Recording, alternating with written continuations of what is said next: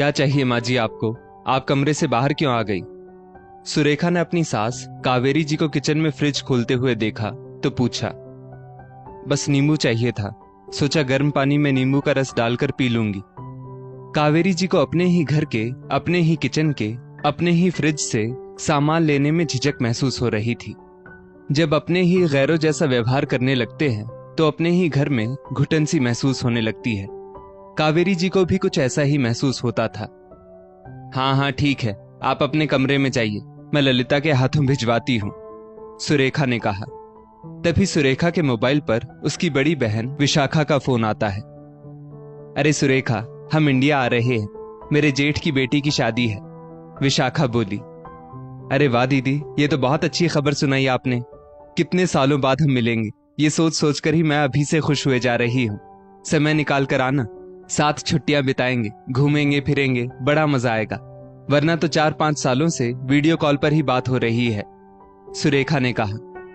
हाँ सुरेखा, विदेश में बसने का यही थोड़ा सा नुकसान है, जब चाहो तब अपनों से मिल नहीं सकते।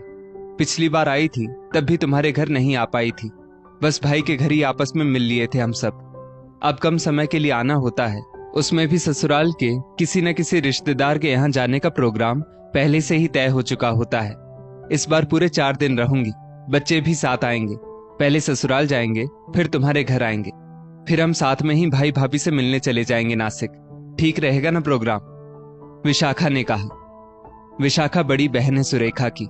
पहले वो इसी शहर में रहती थी। काफी सालों पहले वो अपनी फैमिली के साथ कनाडा में शिफ्ट हो गई थी।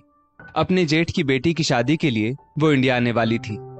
डेस्टिनेशन वेडिंग थी गोवा में, उसमें कुछ गिने चुने लोगों को ही बुलाया गया था। सुरेखा विशाखा को अपने घर बुलाकर दुनिया भर की बातें करना चाहती थी, उसे शहर घुमाना चाहती थी। दीदी को छोले भटूरे, गोलगप्पे कितने पसंद है, और दीदी ने बातों बातों में बताया था कि उनके बच्चों को चाइनीज कितना पसंद है। सब बनाऊंगी, इस जगह घुमाने ले जाऊंगी, उस जगह घुमाने ले जाऊंगी, बड़ा मजा आएगा।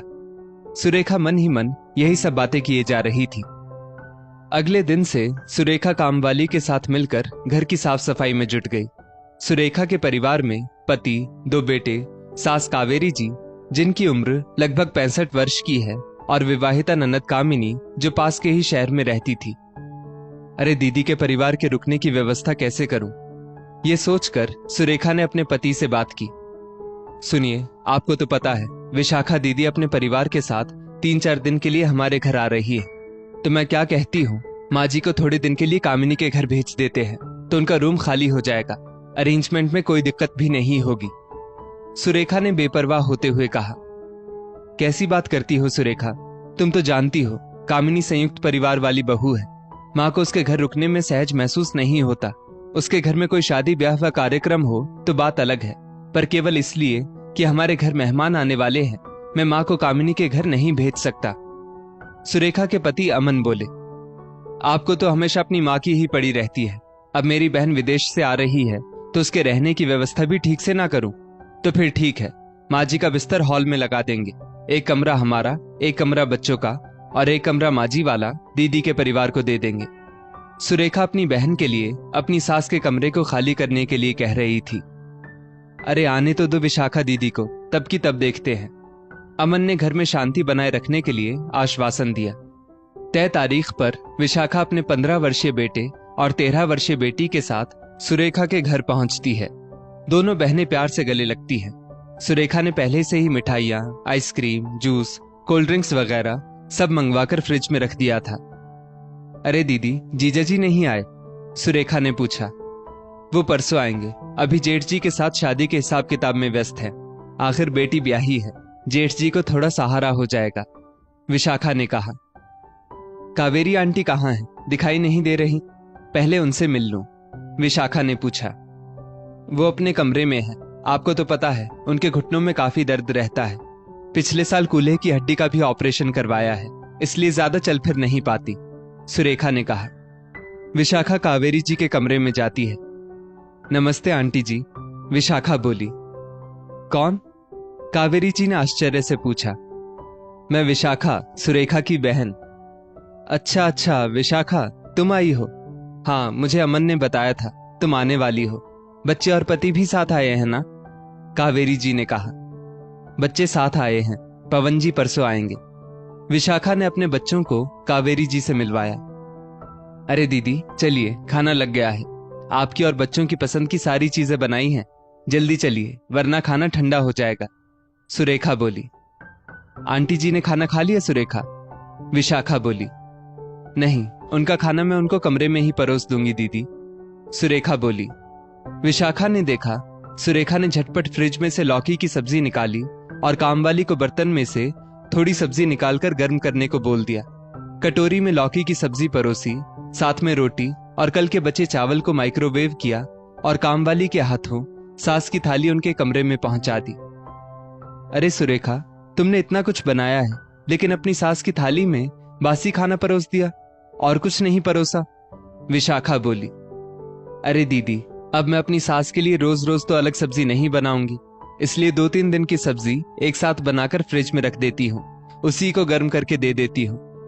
दीदी, मेरी सास की जीभ में जरा भी कंट्रोल नहीं है, ज्यादा चलती फिरती नहीं है, इसलिए खाना हजम नहीं हो पाता, इसलिए कामवाली से कहकर सादा खाना ही बनवा देती हूँ, सुरेखा बोली। और दीदी, पूरी 4 रोटी दी है, कम तो नहीं है, सुरेखा ने फिर कहा। विशाखा ने देखा कामवाली के द्वारा बनाई गई मोटी मोटी रोटी के किनारे के भाग ठीक से सिके भी नहीं थे, कच्चे रह गए थे। कावेरी जी ने बिना कोई शिकायत किए रोटी के किनारे का हिस्सा निकाल दिया और बीच की रोटी खा ली। ऐसा करने से 4 रोटी 2 रोटी बनकर रह गई। सुरेखा, तेरी सास हमेशा से मेहमानों की आवभगत करती थी, मेहमान चाहे उनके हों या उनकी बहू के, बिल्कुल भेदभाव नहीं करती थी। आज उन्हीं की थाली में बासी खाना ये अच्छी बात नहीं है। एक मेरी सास थी जो कहती थी बहू के मायके वाले आ रहे हैं, इसमें खातिरदारी करने की क्या बात है, हम बेटे वाले हैं, उनकी चाकरी क्यों करें। सास भले ही रसोई में नहीं आती थी, पर क्या बनेगा और क्या नहीं ये वही निर्धारित करती थी। सुरेखा, तुमने इतना सब कुछ बनाया खाने में, तो थोड़ा थोड़ा आंटी जी को भी चखा दो, थोड़ा तो खा ही सकती हैं वो, कुछ नहीं होगा। अरे हमारा पेट भी कभी कभी खराब हो ही जाता है, तो क्या हम खाना छोड़ देते हैं। विशाखा ने एक प्लेट में थोड़ी पनीर की सब्जी, 1 पीस कटलेट, छोटी सी कटोरी में फ्रूट कस्टर्ड, 2 चम्मच पुलाव रखा और कावेरी जी के कमरे की तरफ चल दी। ये देखते ही कावेरी जी की आंखों में खुशी की चमक तैर गई। विशाखा ने रात को सोने की व्यवस्था इस प्रकार से करवाई। सुरेखा, एक्स्ट्रा गद्दे तो होंगे ही ना, मेरा बेटा बच्चों के कमरे में एडजस्ट हो जाएगा और हम माँ बेटी आंटी जी के कमरे में। अगले दिन बातों बातों में सुरेखा बोली, दीदी तुम आई हो तो जरा अमन जी को समझाओ, वो कह रहे थे माँ जी के लिए 4 सोने की चूड़ियां बनवाना चाहते हैं। सोने का भाव आसमान छू रहा है, बच्चे भी बड़े हो रहे हैं, उनकी पढ़ाई का खर्चा कम से कम 2-2.5 लाख तो चूड़ियों में लग ही जाएंगे। इस उम्र में माँ जी 2 लाख की चूड़ियां पहनकर कहाँ जाएंगी, सुरेखा बोली। तभी वहां अमन आता है। दीदी, माँ हाथों में नकली चूड़ियां पहनती है, इस बात की उन्होंने कभी शिकायत नहीं की। मैंने माँ को बचपन में हमेशा गहनों में ही देखा है। माँ के गले में दमकता मंगलसूत्र, एक हार भी था जो वो शादी समारोह में पहनती थी, कानों में बड़े बड़े सोने के झुमके, हाथों में सोने के कंगन, कितनी सुंदर लगती थी माँ। उनके पास बहुत गहने थे, पर पापा की कैंसर की बीमारी ने एक एक करके सारे गहने माँ से छीन लिए। पापा की सरकारी क्लर्क की नौकरी थी, सब गहने सारी बचत लगाकर भी हम पापा को बचा ना सके। मुझे पापा की जगह अनुकंपा नौकरी मिल गई। पापा की बीमारी में हमने रिश्तेदारों से कर्ज भी ले रखा था, पर मेरी नौकरी से धीरे धीरे जिंदगी पटरी पर आने लगी थी। फिर माँ ने मेरी बहन कामिनी के लिए गहने बनवाए, मेरी शादी में सुरेखा के लिए गहने बनवाए। मैं कहता भी था माँ से कि आप अपने लिए भी कुछ बनवाओ, तो माँ कहती थी कि अब उन्हें गहनों का ज्यादा शौक नहीं है, सामने कितने खर्चे पड़े हैं, जब व्यवस्था होगी तब बनवा लूंगी। इस महंगाई के जमाने में जैसे तैसे कुछ रकम जमा होती थी तो सोचता था माँ को सोने की चूड़ियां बनवा दूंगा, लेकिन फिर कोई ना कोई नया खर्चा निकलकर सामने आ जाता था। साल भर पहले हम साउथ घूमने गए थे, तब माँ कामिनी के घर थी। इस साल माँ के 65वें जन्मदिन पर मैं उन्हें उपहार स्वरूप सोने की चूड़ियां या कंगन देना चाहता हूँ, तो सुरेखा मना कर रही है, कह रही है कि इन पैसों से शिमला घूमने ले चलो। तब मैंने कहा इस समय माँ की तबीयत ठीक नहीं है, 4-6 महीने बाद जब माँ को आराम लगेगा तो हम शिमला तो नहीं पर किसी और जगह जहां माँ को सुविधा लगे वहां चलेंगे। सुरेखा माँ को साथ ले जाना नहीं चाह रही है, जबकि पिछले साल ही हम साउथ घूमने गए थे, उसके पिछले साल राजस्थान। तब भी माँ कामिनी के घर ही रही थी। सुरेखा ना ही माँ के लिए सोने की चूड़ियां खरीदने दे रही है और ना ही उन्हें साथ घूमने ले जाना चाहती है। एक कमरे में पड़ी रहती है मेरी माँ। सुरेखा नौकरानी के हाथों माँ को खाना पीना दे देती है। माँ के किसी रिश्तेदार का घर आना सुरेखा को पसंद नहीं है। बच्चों को भी उनके साथ समय बिताने नहीं देती। और आप जानती हैं दीदी, ये घर माँ के नाम पर था, पर सुरेखा ने लड़ झगड़ कर जिद में आकर मकान माँ से मेरे नाम करवा दिया था कि माँ के जाने के बाद मेरी बहन कामिनी इस घर में अपना हिस्सा ना मांग ले। ऐसी तो इसकी सोच है।